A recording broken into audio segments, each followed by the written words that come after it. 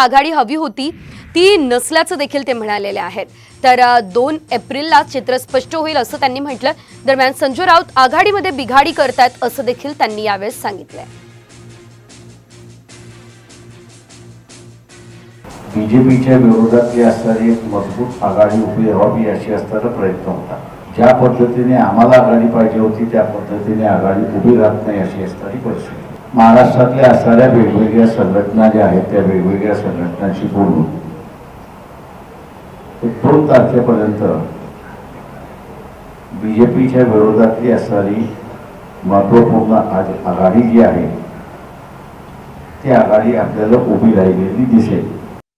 महाविकास आघाड़ी अलग है और संजय अलग है, तो जिसको हमने टारगेट बनाया था या जिसके बारे में कहा था वो संजय की बात थी कि वो महाविकास आघाड़ी के नाम से गलत आप लोगों को बयान दे रहा है और गलत स्टेटमेंट कर रहा है। इसलिए हमने कहा कि तुम संजय जो है वो आघाड़ी में बिगाड़ करने में लगा हुआ है।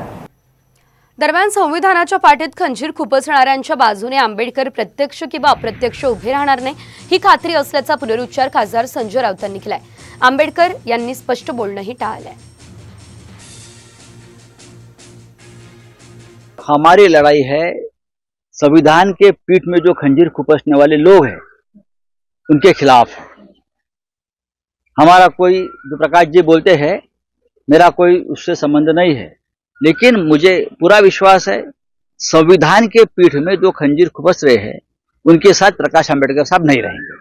आपली महाविकास आघाडी बरोबर चर्चा अजूनही सुरू आहे। तुम्हाला सगळ्यांनी आवाहन केलेलं म्हणजे जितेंद्र आव्हाड असेल, संजय राऊत असेल, सगळेजण वाट पाहत आहेत, तुम्हाला वारंवार आवाहन करत आहेत की ते म्हणून मी म्हटलं ना जे काही आता मी करतोय ते 2 तारखेपर्यंत आपल्या सगळ्यांच्या समोर येईल असं मी त्या ठिकाणी मानतो।